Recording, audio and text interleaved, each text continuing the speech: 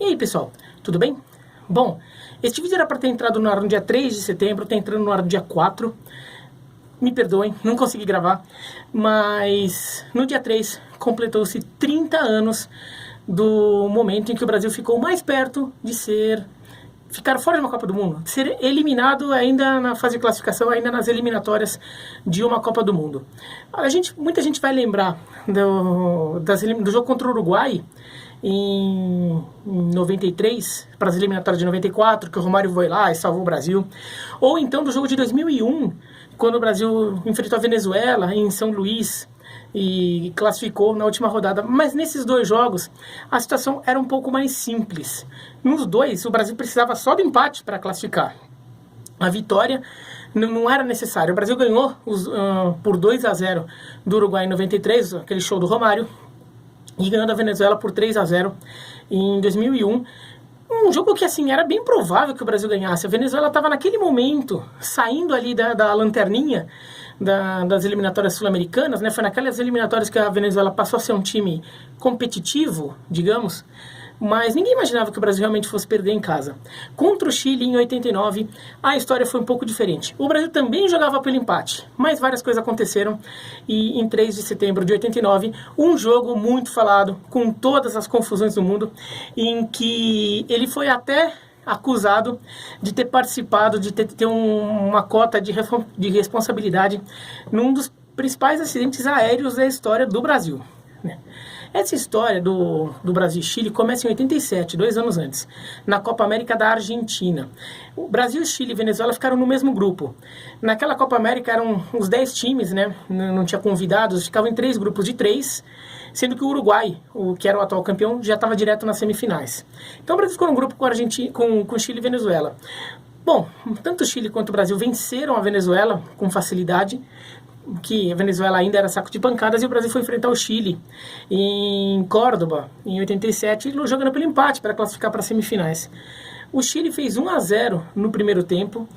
No segundo tempo o Brasil fica um pouco ansioso, vai com tudo pro ataque, tenta empatar o jogo e acaba tomando um monte de gol no contra-ataque, e o Brasil perde por 4-0 pro Chile, um resultado que foi tido como humilhação nacional naquele momento ali, e ainda era uma época que as pessoas se envolviam demais com a seleção brasileira.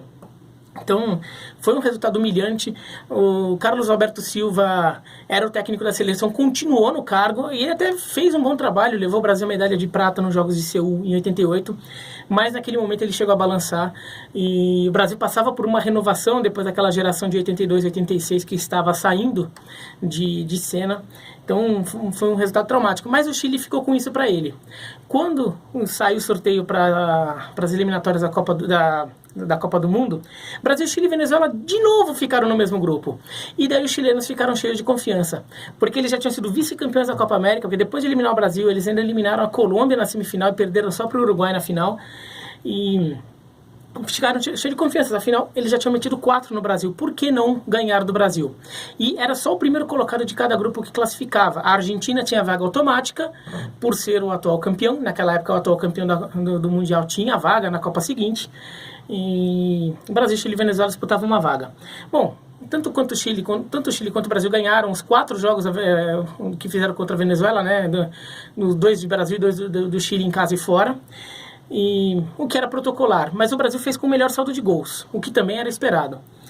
No Brasil, já meio embalado pelo bom desempenho na Copa América do Brasil, que tinha sido realizado meses antes aqui no Brasil. O Brasil foi campeão em cima do Uruguai, aquele gol do Romário, com o cruzamento do Bebeto. Então, o Brasil vinha num momento em que o time do Lazzaroni se arrumou. Era um momento de embalo, o time do Lazzaroni se arrumou. E o Chile não foi muito bem naquela Copa América, foi eliminado na primeira fase. Então ali os chilenos estavam com confiança, mas a situação já estava mudando. O Brasil já estava pegando embalo de novo. No jogo de Santiago, os chilenos armaram um salseiro, fizeram muita pressão psicológica, muita intimidação por parte da torcida no campo, no estádio, por parte dos jogadores, intimidação em cima do árbitro colombiano. E o Ormeño, camisa 8 do Chile, estava batendo em todo mundo naquele jogo, escolheu o Romário como alvo. O Romário acabou caindo na provocação e foi expulso com menos de 5 minutos de jogo. O Romário foi expulso, o Brasil ficou com um a menos. Mas depois o próprio Ormeño foi expulso e daí ficou 10-10. O Chile pressionando muito, foi um jogo muito violento, e o Brasil no começo do segundo tempo faz 1-0.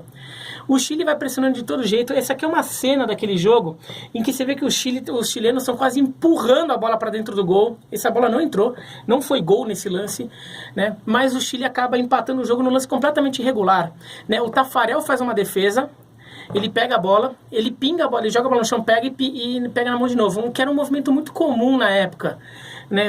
O goleiro pegava a bola, joga a bola no chão para ajeitar e chutar, por exemplo. Então o Taffarel pegou a bola na mão e jogou no chão.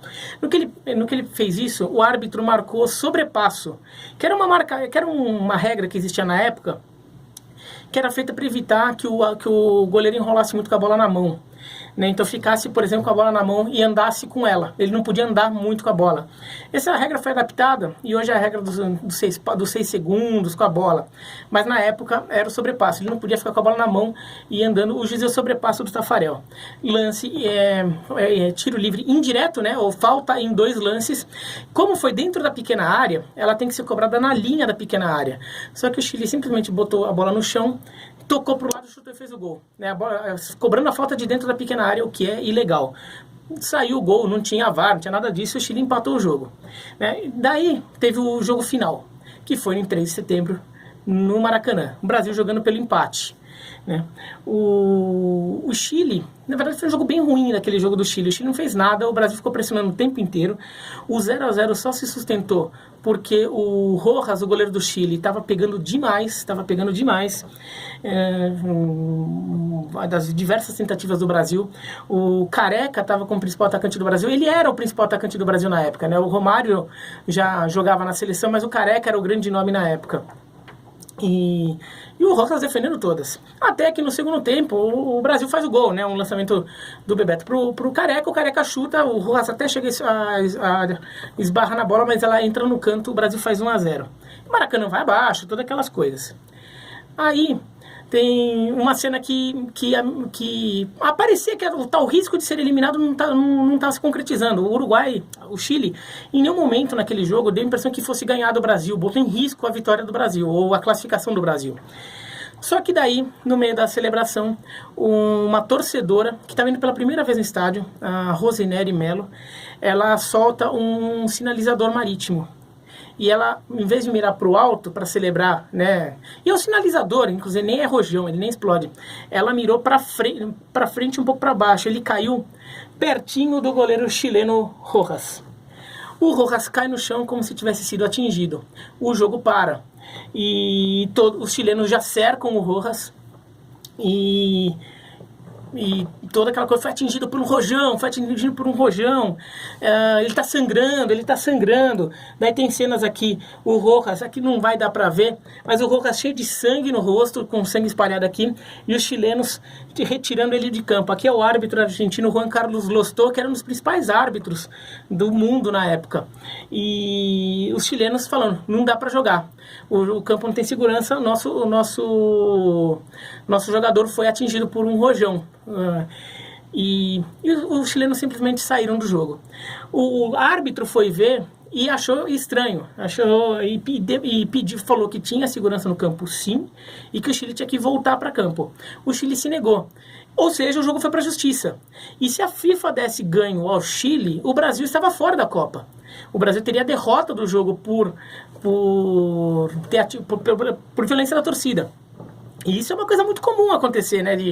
Muito comum não, mas acontece de times perderem o jogo porque a torcida soltou um rojão. Agora é mais raro, mas tinha uma época que isso acontecia com mais frequência e foi o caso aqui. Então, houve uma certa apreensão. Mas havia também uma confiança de que, bom, politicamente, a FIFA não ia querer se dar ao luxo de tirar o Brasil de uma Copa do Mundo por causa disso. Talvez o Brasil ainda ganhando o jogo, se o Brasil ainda estivesse perdendo.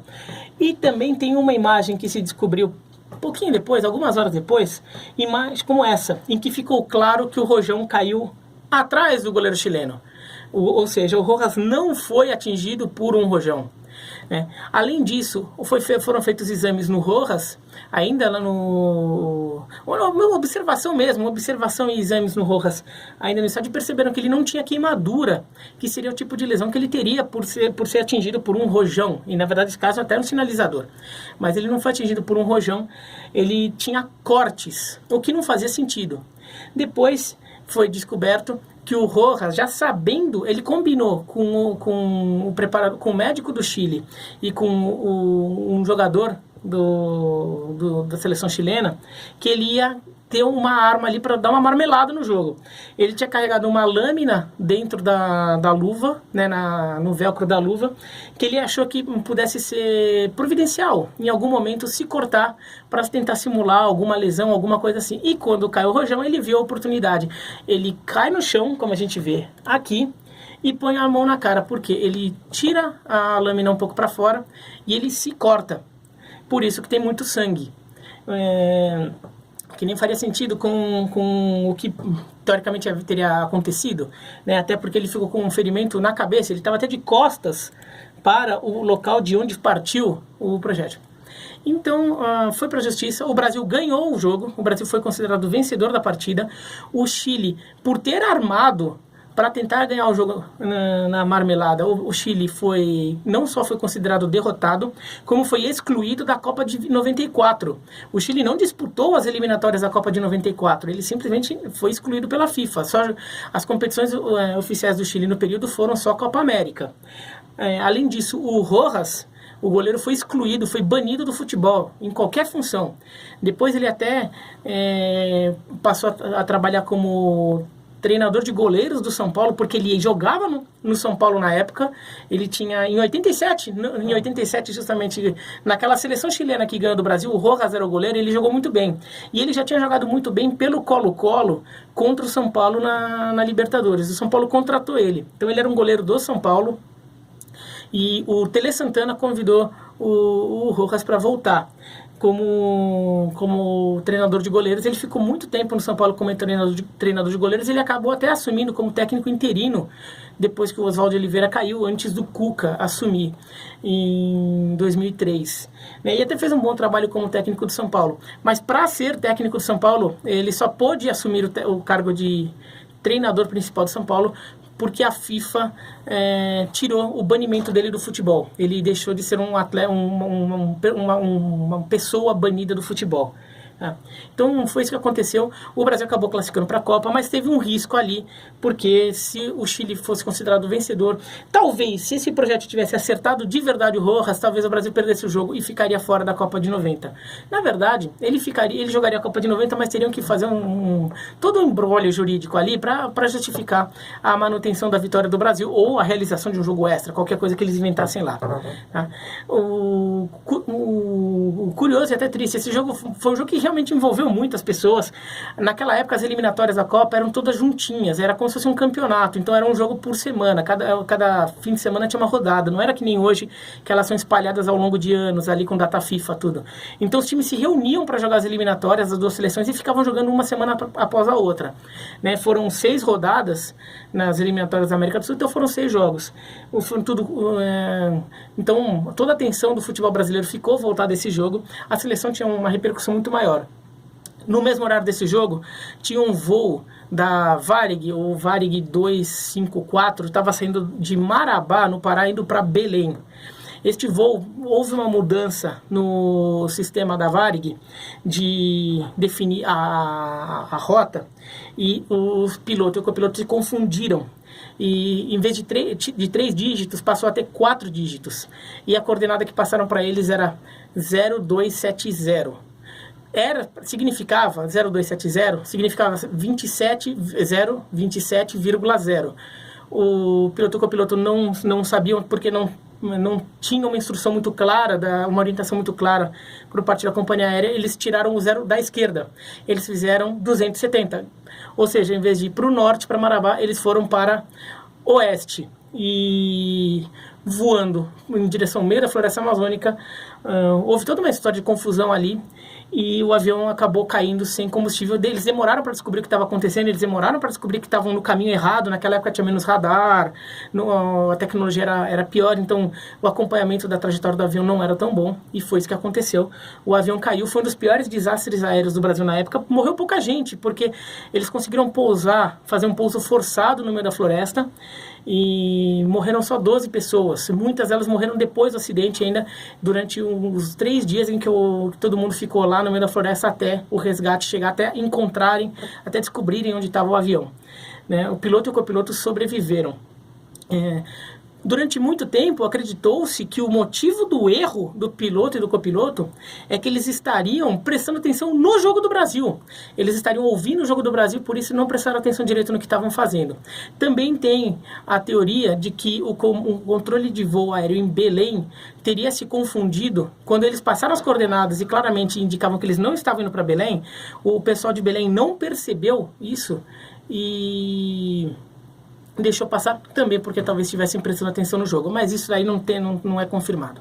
Mas então é isso, a história. Se vocês quiserem saber mais desse voo, vai no Aviões e Músicas, no canal lá do Lito, que ele fez uma série sobre esse acidente espetacular, muito legal para entender o que aconteceu. Se vocês gostam de avião, acidente aéreo, é muito legal, inclusive falando com o copiloto daquele voo, tá bom? Então é isso, se gostaram do vídeo, dá um joinha, se não gostaram, se inscreva no canal, clica no sininho e comente aqui embaixo. Um abraço e até mais.